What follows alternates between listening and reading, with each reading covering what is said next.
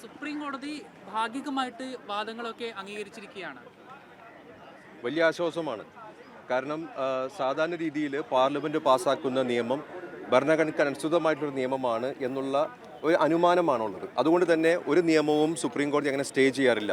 പക്ഷേ ഈ വഖഫ് ഭേദഗതി നിയമം സുപ്രീം കോടതി രണ്ട് പൂർണ്ണമായിട്ടുള്ള വകുപ്പുകൾ സ്റ്റേ ചെയ്തെന്ന് മാത്രമല്ല, പല വകുപ്പുകളിലും മാറ്റങ്ങൾ വേണമെന്ന് പറയുകയും മാത്രവുമല്ല, ഇനിയും അന്തിമവാദത്തിൽ പല വകുപ്പുകളുടെയും ഭരണഘടനാപരമായിട്ടുള്ള നിലനിൽപ്പിനെ കുറിച്ചിട്ടുള്ള ചർച്ചകളാകാമെന്ന് സുപ്രീം കോടതി പറയുകയും ചെയ്തു.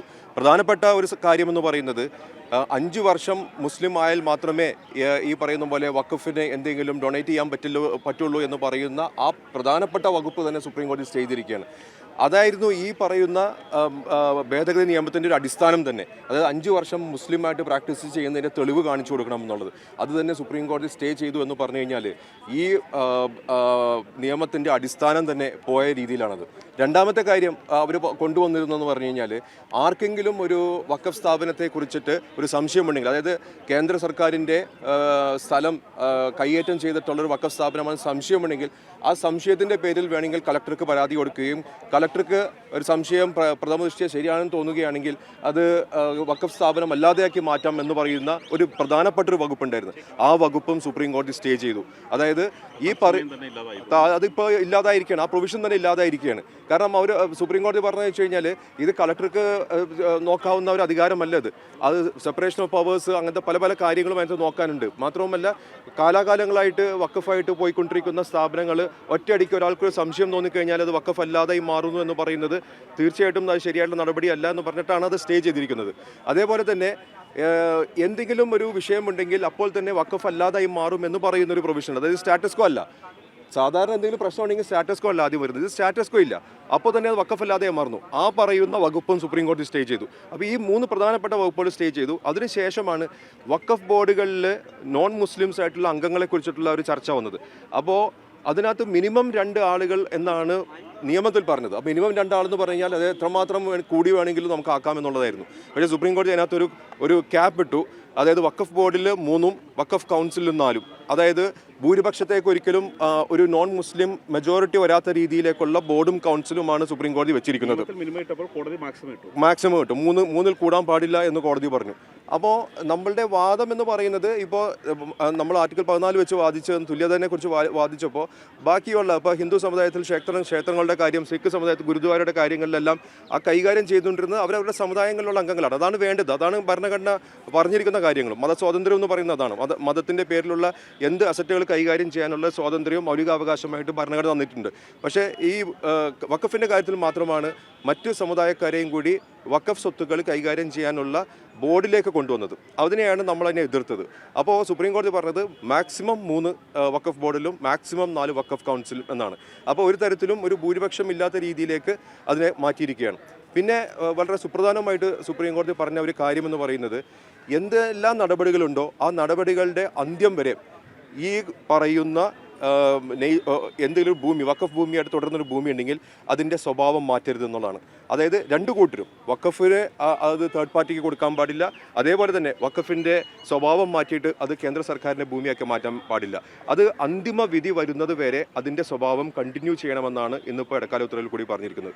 മറ്റൊരു കാര്യം പറഞ്ഞതെന്ന് വെച്ച് കഴിഞ്ഞാൽ സിഇഒൻ്റെ കുറിച്ചാണ്. വഖഫ് ബോർഡിൻ്റെ സിഇഒകളുടെ അപ്പോയിൻമെൻറ്റിനെ കുറിച്ചിട്ടാണ്. അത് സ്റ്റേ ചെയ്യണില്ലെങ്കിൽ പോലും കഴിവിൻ്റെ പരമാവധി ഒരു മുസ്ലിമിനെ തന്നെ സിഇഒ ആയിട്ട് വഖഫ് ബോർഡിനെ വെക്കണം എന്നുള്ളതും സുപ്രീം കോടതി പറഞ്ഞിട്ടുണ്ട്. അപ്പോൾ ഞാൻ പറഞ്ഞു വരുന്നതെന്ന് പറഞ്ഞാൽ, സാധാരണ ഒരു ഇടക്കാല ഉത്തരവിൽ കൂടി സുപ്രീം കോടതി ഒരിക്കലും ചെയ്യാത്തൊരു നടപടിയാണ് വഖഫ് നിയമത്തെ സംബന്ധിച്ച് ചെയ്തിരിക്കുന്നത്.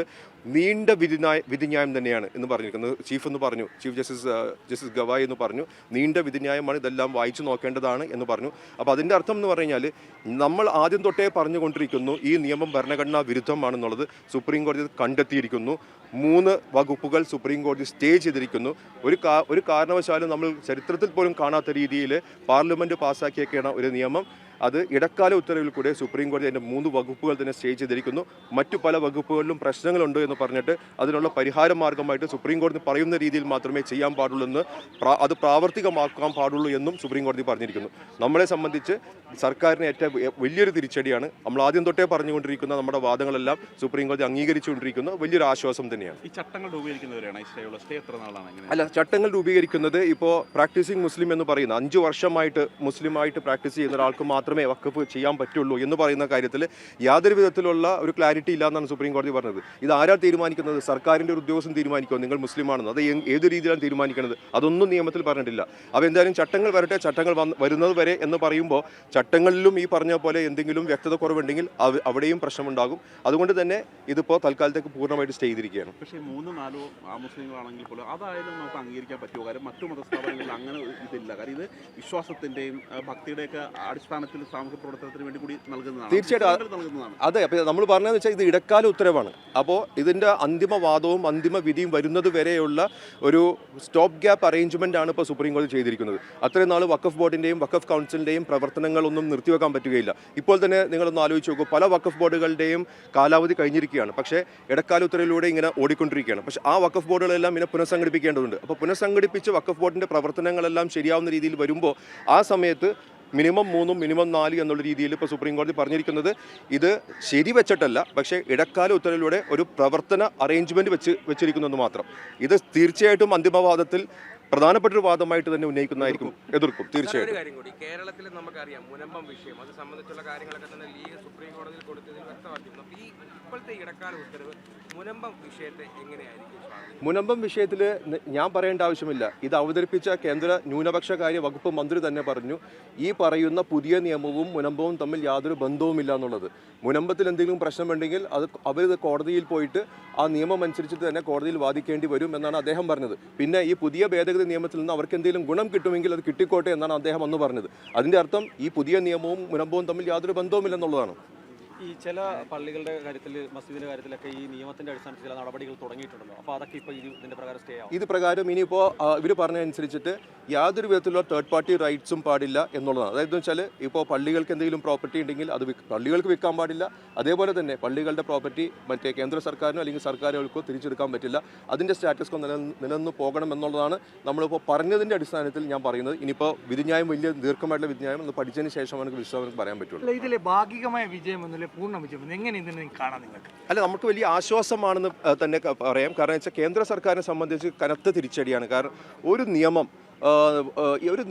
സ്റ്റേ ചെയ്യുക എന്ന് പറയുന്നത് സുപ്രീം കോടതി ചരിത്രം പരിശോധിച്ച് നോക്കിക്കഴിഞ്ഞാൽ ഇടക്കാല ഉത്തരവിലൂടെ സുപ്രീം കോടതി അങ്ങനെ ചെയ്തിട്ടില്ല.